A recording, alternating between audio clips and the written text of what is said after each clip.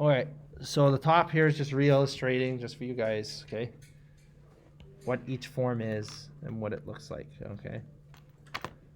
This whole unit, however, is going to be based on this one. Unit 4 is based on this. Unit 3 and 5 are kind of these two, okay? Factoring and quadratic equation and whatnot, okay? This is predominantly switching between those two. This one is a kind of its own separate entity, okay?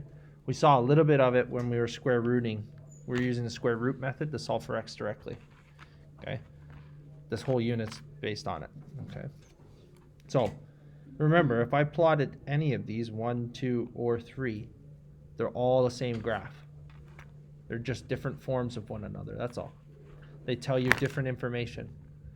And the quadratics unit is just the processes that switch us from one to the other. That's all, right? That's all we've done, is switching between each of those three forms to find different information. Is that okay? So the top one is called vertex. Middle one is standard form. The last one is called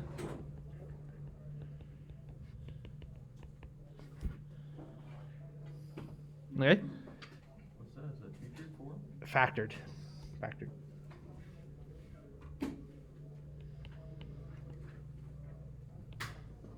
Okay, that's where we can read off the roots, right?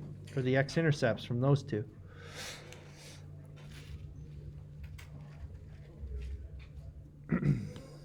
Okay, so in this unit, we'll take a close look at each form and the key information it gives you. Okay, so we'll probably end up highlighting some more stuff. It's all related. Vertex, x-intercepts, direction of opening, all that stuff just appears. It's just in a different form, right? But we're going to focus on vertex form. Okay, in order to truly understand each form, you must first understand what we're going to call the parent function. I'm using that terminology because there are 5 or 6 parent functions as you go through math in high school. Quadratics is the starting point. Like a line would be a parent function. Y equals, let's say y equals x. That's a parent function. It's a line. Very plain one. Okay? We're going to see today what the parent function for a quadratic looks like.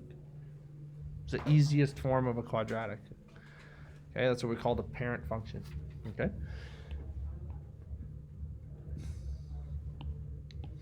So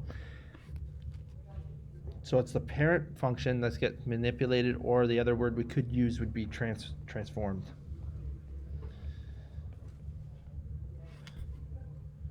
Okay? Here is your base graph. You need to, this actually doesn't go, like, I gave questions like this in the 3U course. Kids still couldn't do it. If you can't do this one, well, it's all the same stuff, but. Okay, there's your parent function for a quadratic. Okay, these 5 points that I give you need to be memorized. Okay, what you're going to do is create a table of values over here. And you remember from the last lesson, we discussed points of interest, right? Maybe two x values on either side of the vertex would be points of interest for me. Okay, so I know the vertex in this one. Well, you take it, this is the first time you're seeing it, you're going to take this at face value, and these are the points you need to know. -2, -1, 0, 1, 2. Okay, the y values are what happens when I plug the x values into the equation. So what are the outputs, or the y's, right, is my question, right? We were having this conversation this morning about it doesn't matter how complicated I make this thing. I could give you an equation that looks like this. Y equals, I can make it as ugly as I want. X to the power of 5 plus 3x to the -2 plus 1. It's hideous. But its fundamental principle does not change. I can always produce what it looks like by taking the x values and plugging them in to find y's. Always. Coco. There can be all sorts of funny things you haven't seen, right? I'm putting that up there on purpose to scare you, but at the same time to not scare you, because it's fundamentally nothing changes. The picture just changes, that's all. But what you're doing to produce the picture does not, is my point. Is that okay? Okay? So just to illustrate a point here, I've drawn that, okay? What we're doing is just plugging the values in for x into this nice one right here. All I'm going to do today is start adding things to this equation to make it look a little bit uglier, but they all do certain things. It's just this graph, just with some more stuff on it. Okay, so, but we always start with the base parent graph. That's our starting point, and then we change it from there. Okay, do you have any questions? So I need the y values for that graph. So basically what happens when I input the inputs, the x values, okay? If I plug in -2 in for x squared, I'm going to get 4.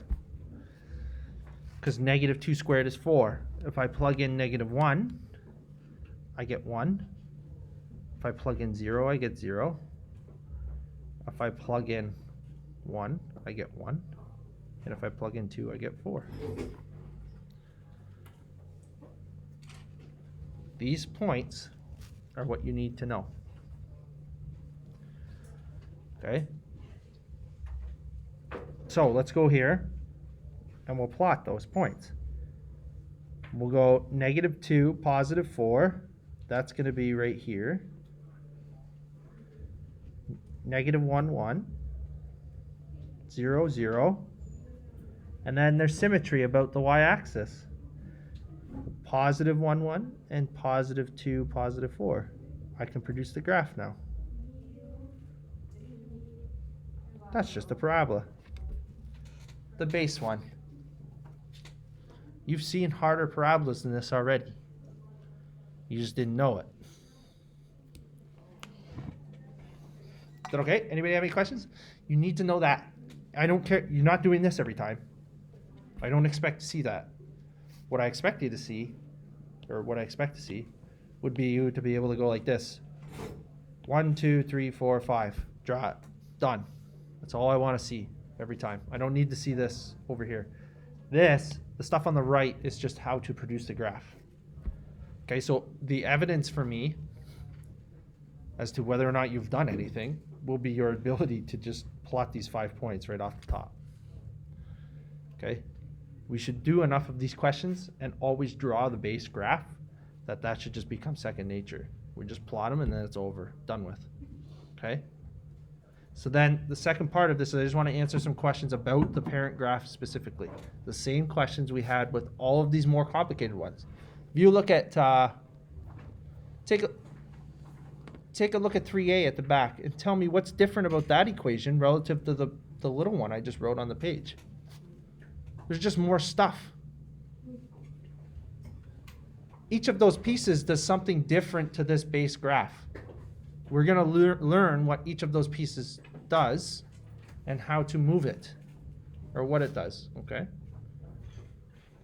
This is our starting point. That's our end point, is that equation on the backboard. Okay. Any questions? Yeah, Brad? This isn't like 100% relative to what we're doing right now, but like, if you look at the key points, like the second difference doesn't work. It should. Huh? It should. I just didn't agree. If it doesn't work, you've broke math. Might just be dumb, I'm not sure. Let's check it. It's good exercise. These will be the first differences, okay?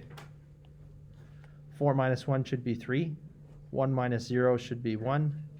0 minus 1 should be -1. 1 minus 4 should be -3. Never mind, I just wrote 1 instead of -1. you would have poked a pretty big hole. We've been doing this math since I was in grade 10. It would have meant we've been teaching it wrong all these years. Broke it. Okay. Direction of opening about the space graph. Up. The vertex is 0, 0. You get a minimum at 0 when x equals 0. So the axis of symmetry, if I went on here, I'm doing this relatively quick because you guys have done a few of these now. X equals 0 is the axis of symmetry. Y-intercept. This is a very easy one. You can see how the information just falling out of this, right? Like, y-intercept is at 0. X-intercept is at 0.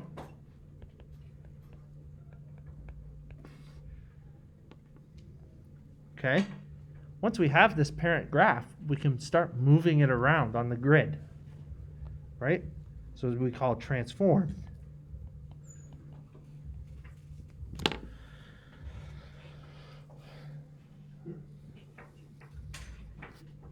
Okay. Now, just underneath here, you can see here, this gives you a little summary. You're going to need this. I would like reference this. Okay.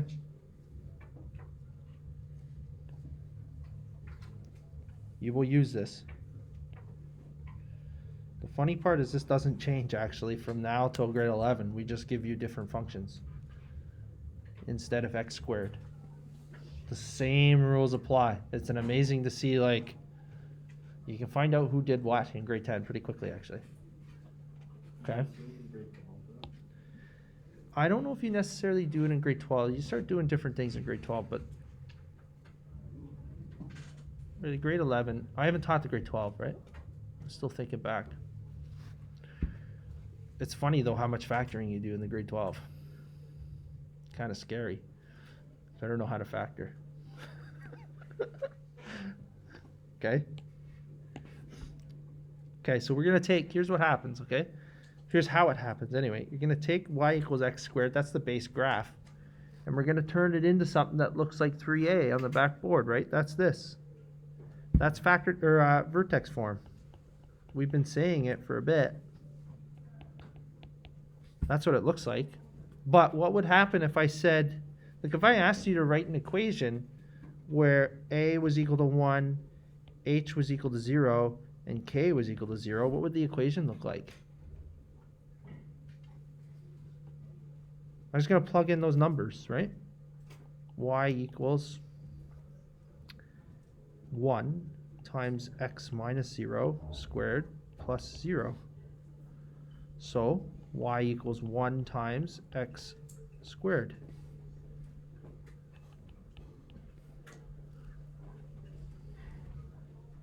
Okay? Each of these things, these three things here, hopefully you can see if I started changing those numbers around in your list of knowns and unknowns, they're going to what we call transform the base graph. The next 2 or 3 lessons are just purely going to be concentrating on like what h does, what k does, what a does to the parabola. That's it. Just what these things are. 1, 2, 3, and 4. Those 4 things. We're just going to do a lesson on maybe each of them, or combine a couple, okay? And they're going to do different things to the base graph, but it's always comes down to the base graph. Yeah. Okay? Okay? Any questions? You have to know that y equals x squared graph, okay? Hopefully by the end of this lesson you'll come to like realize that, okay? So here's where we're starting, okay? So you guys turn the page over.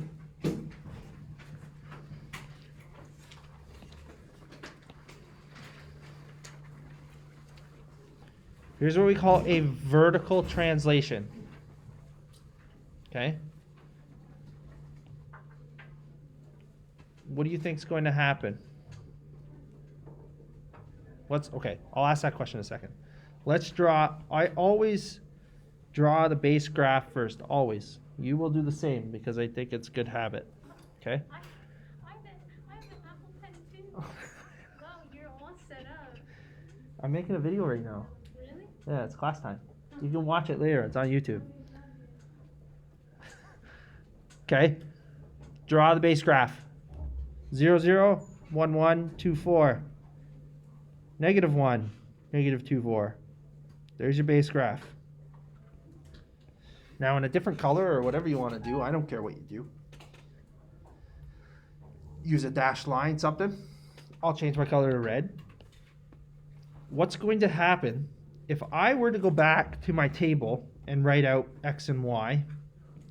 Could somebody predict if I plug in negative 2 now, what point am I going to get? Here, hold on. Just this might be really good, actually. Can we all write on the side here? On the left-hand side, can we all write an X and Y for me? Does it fit? I'm going to plug in the same points. The same points as we plugged in up here. The negative 2, negative 1, 0, 2, okay? Negative 2, negative 1, 0, 1, 2. I want you, before we even graph it, okay, I want you to plug in the X values and tell me what Y values you get out.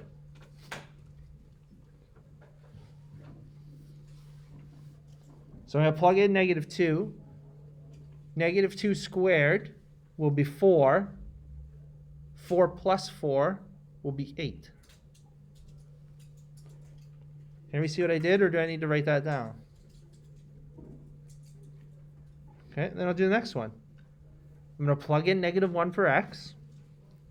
Negative 1 squared will be 1, plus 4 will be 5. Okay, I plug in 0. 0 squared is 0, plus 4 will be 4. 1 squared will be 1, plus 4 will be 5. And 2 squared will be 4, plus 4 is 8. Now,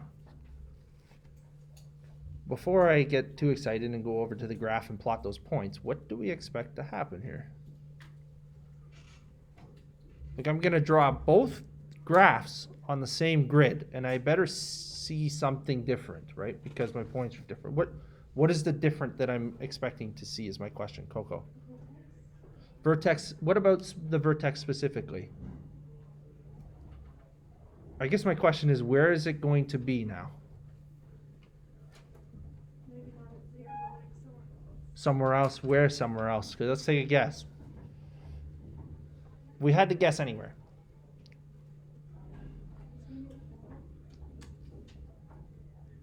For where? On the y-axis or the x-axis? Here or here? Y-axis. Let's go plot those points and see what happens. So you could do it in a different color, preferably, but you just want to distinguish between the two. Okay, I'm going to plot these points in red. Negative 2 and 8.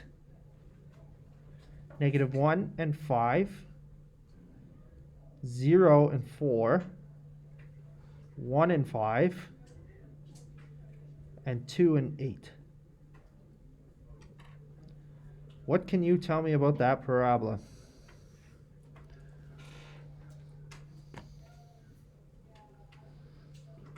What is different about the red one relative to the black one? Higher up vertically, yes. By how many? 4. We take the base graph, y equals x squared, and we move it physically, all 5 points, up 4 units. That's what's happened. So the only thing that's going to change now is this number on the end. You do not need to do this every single time. The table of values. I don't care. I'd actually prefer if you did not. Yes? So does it only move up 4 because it's the parent thing and then plus 4? So the other one should go down 3? Down 3. Okay. And then the one on the end should go down 1. And there's nothing more to that at all. We are done that part. The K. We have dealt with K.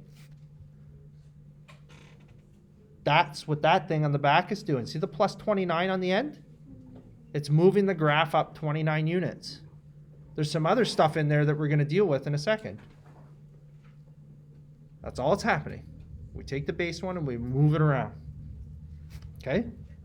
So, we'll do what Justice said. We've got y equals x squared. You could forget about the minus 3 for a second. I don't care. Right? Plot it. 0, 0, 1, 1, negative 1, 1, 2, 4, negative 2, 4. There's your base graph. Now, what are we doing in red? Going to move it down 3 units. All of it. Every point. 1, 2, 3. 1, 2, 3. 1, 2, 3. 1, 2, 3. 1, 2, 3. There's your graph in red. Okay. Hopefully, you guys keep running it out. Okay. It is a tedious exercise, but you need to know those first 5 points in order to do this. Okay. The black ones are always the same. The graph that I'm drawing in black is what I call the parent function. Because it's the graph of whatever, it's just the graph of y equals x squared. And then the other colors are whatever's left after I start adding things in there. So the x number is always -2, -1, 0, 1, 2? These numbers do not change. The table, the numbers in the table don't change. The y values do, yes. The y values change. Okay? The x values, your starting points do not change for your x values. Okay, so for the last one, we could do this one pretty quick as a tedious exercise. You're going to get practice drawing your base graph. That's important. And then from there, we just move it down 1. Every point gets moved down 1. So it's pretty close. And you can start to see pretty quickly, you got to draw these things pretty accurately. Otherwise, they start crossing each other, and they shouldn't. Okay. That's it. Is everybody okay with K? That's not necessarily the hard one. I would say of the 3, I would probably say H gives people the most of a hard time for, I don't know, understandably so. They just forget about something. Okay. I know what you're talking Okay, are we okay? Let's go down. Okay, I'll leave them up there for a second.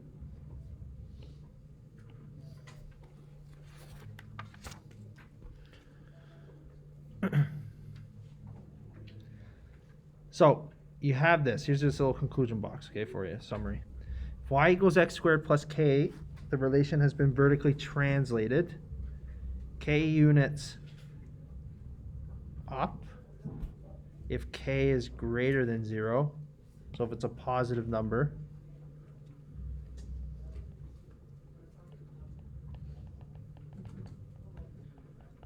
Okay.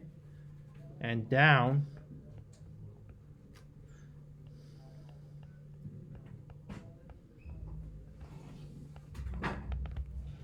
if it's a negative number or k is less than 0.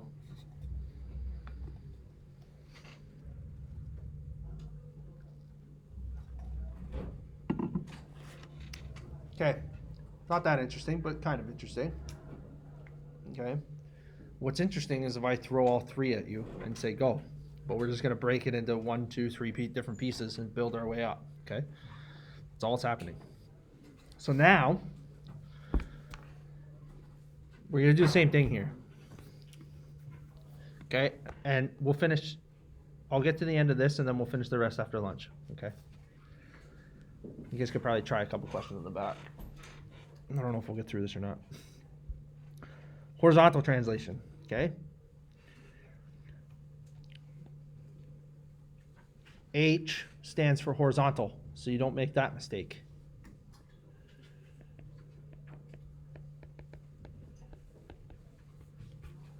Okay?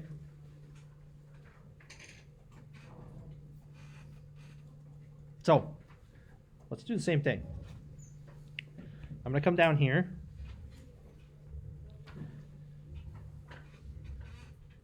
-2, -1, 0, 1, 2. What's going to happen here when I plug things in for x?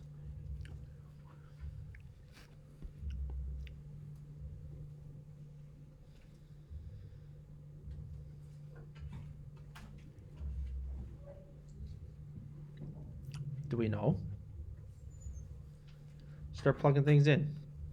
The x value is going to go in for x. -2 minus 3. What is that?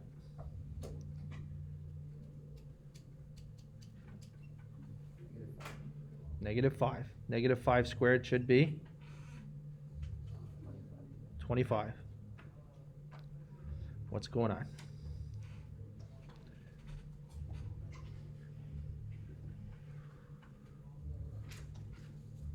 Why is it not working?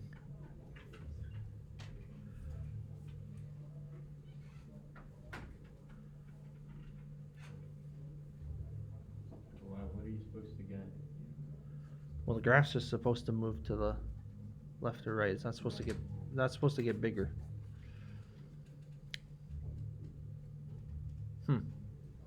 I might have to sort this out during lunch. That's just a little fun. We don't have to do it that way. Okay, I'm just going to tell you what happens, and I'll prove this later, is what we'll do. If you had to take a guess, you now know we're moving this left or right. Okay? Because h is horizontal. We're doing the same thing that we did with k, except this time it's going left and right instead of up and down. So, if you had to take a guess as to which direction I'm moving this, what would you guess? Remember, all I'm doing is scratching out the extra piece. There's your y equals x squared graph. So let's draw that. I guess we should start there.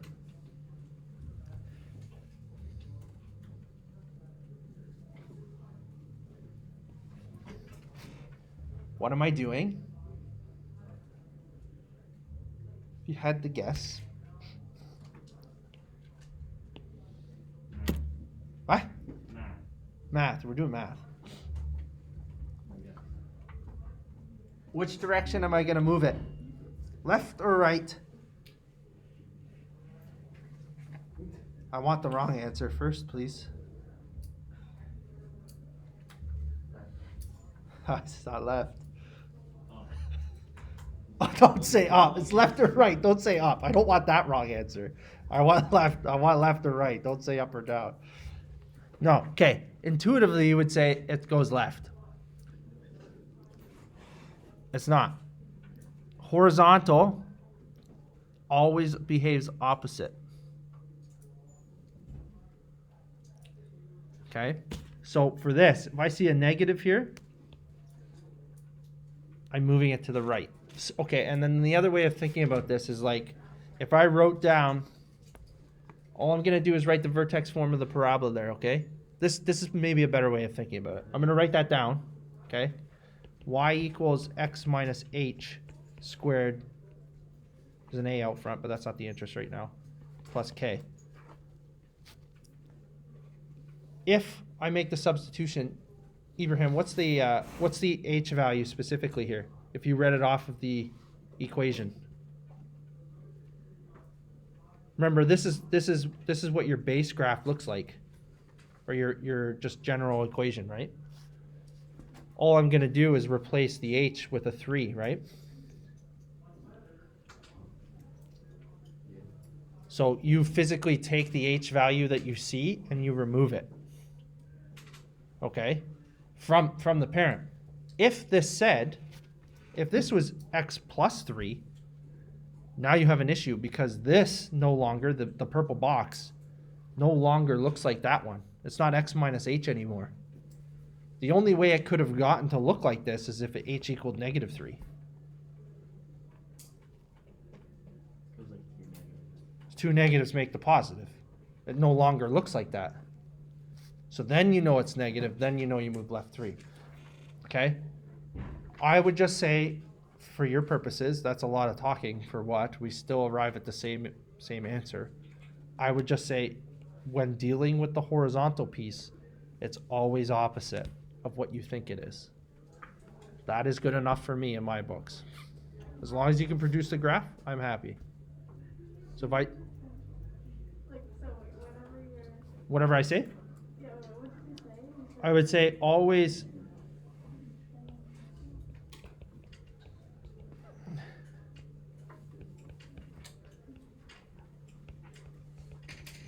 I'll leave.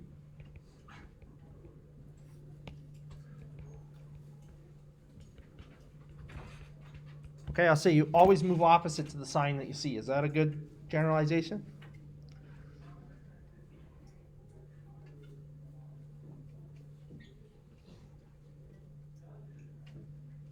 Okay, so in this one, what's going to happen? I'm going to move it to the right 3. Okay, so I'm going to go, every point just moves right 3. 1, 2, 3. 1, 2, 3. So point there. 1, 2, 3. And 1, 2, 3.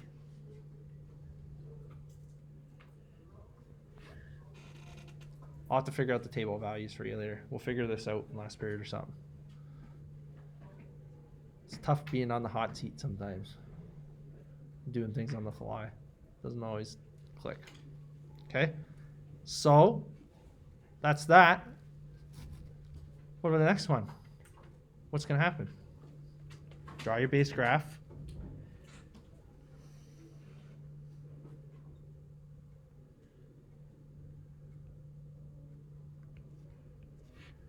Which direction am I moving? Left or right?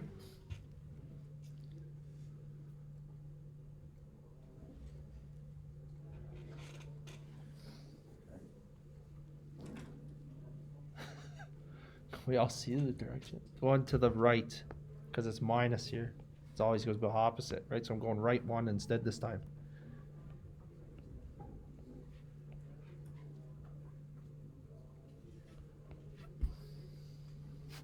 Okay? Every point physically moves to the right 1. The last one? Sarah?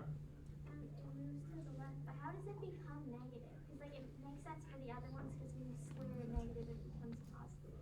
Okay, here. Yeah, okay. Here. We'll redo this up here.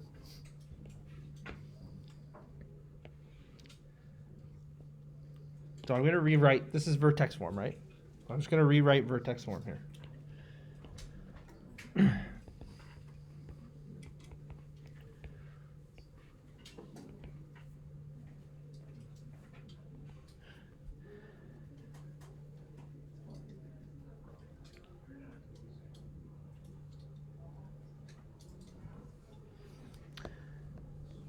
Okay, so for this one, I'm going to say the h value has to equal, we'll just say it's this one here. No, we'll do the next one. What's changed in this equation? Not even the number. I don't really care about the number. The number can be anything. That somehow became positive relative to this. What's the only way that's possible? If h is equal to -4. Because now if I plug that in there, I'm going to get this. Y equals a times x minus -4 plus k. The two negatives make it plus. But buried in there is the fact that we're moving to the left 4. This is why it behaves in an opposite manner, because it buries the sign. If you still see the minus there, nothing's changed, right? You get to read off the h value as is. So in the first two questions, h would have equaled 3, positive 3, and h would have equaled positive 1. Because it didn't change the sign that was on either of them relative to the original.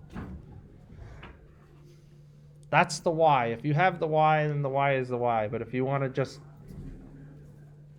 ignore it and just go with the fact that it always behaves in the opposite way, then you're good. Okay?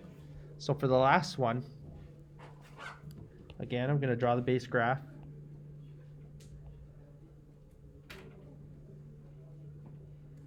Did I answer it, Sarah? Yeah. Yeah. That's the best way I think I can explain it, I think. Okay, this one I'm going to move to the left for. 1, 2, 3, 4.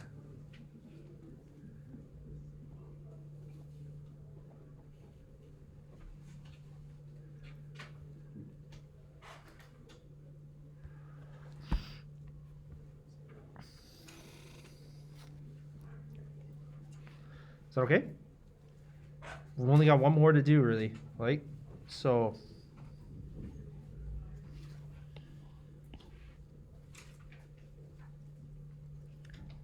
If h is greater than 0,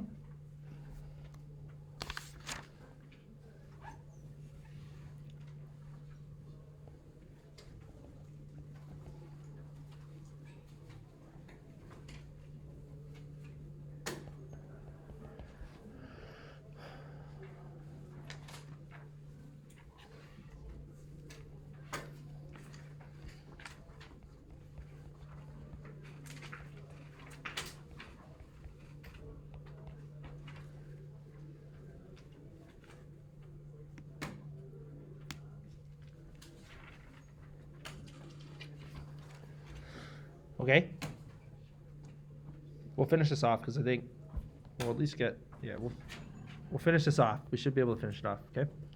So, on a test, I'm going to ask you two different things. I'm going to actually ask you to graph it, and I'm also going to ask you to describe what's happened to the parabola. So for these, the description we're talking about is going to be this one.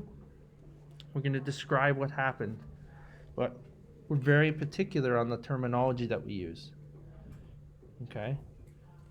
So in the first one, I'm going to deal with the easy one first because this is an easy mark right off the bat. Okay. I'm going to vertically translate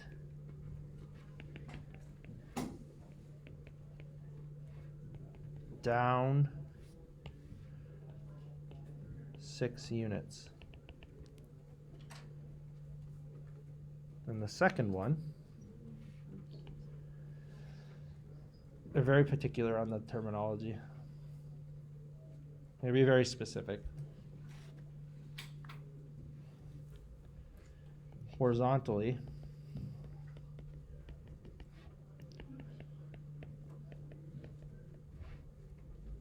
which direction? Right. 3 units. What's the direction of opening?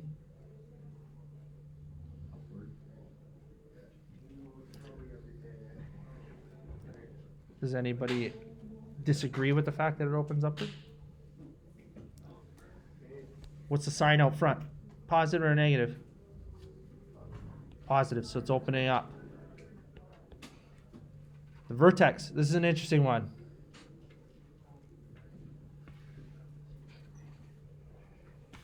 We'll finish this so you guys can go, okay? This is important.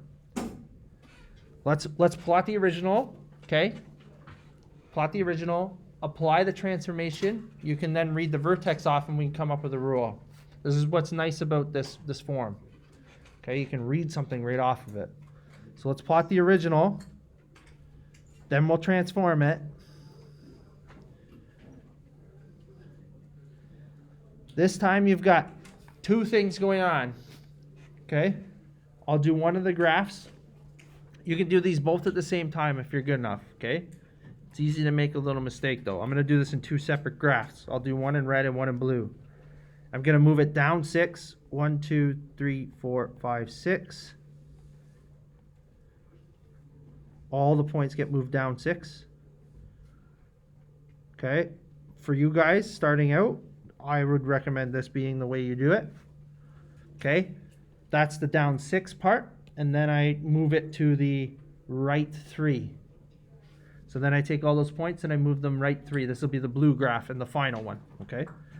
1, 2, 3. 1, 2, 3. 1, 2, 3.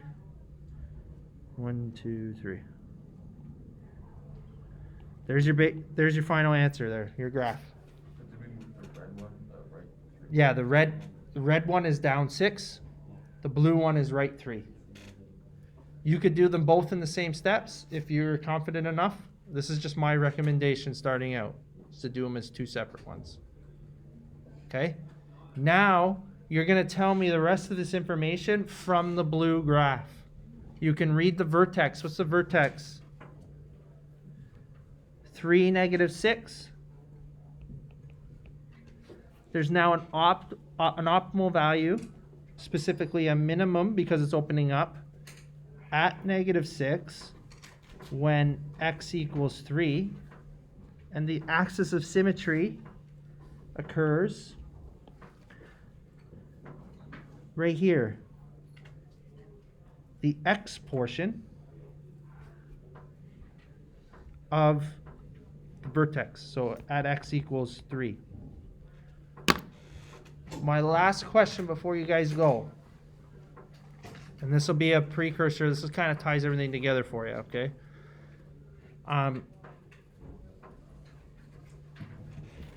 This is important, okay? One sec. Just quickly. Is there a way to read the vertex right from the equation, right off the get-go? This is why we call it vertex form. This is why it matters so much. Look at this equation. Look at this vertex. 3, -6. 3, -6. When you are given an equation in vertex form, you can read the vertex, which tells you all sorts of stuff about the optimal value. Retta. Is that it? We'll do more with that later, but I just want to plant that seed and let it kind of go, okay? We'll see you after.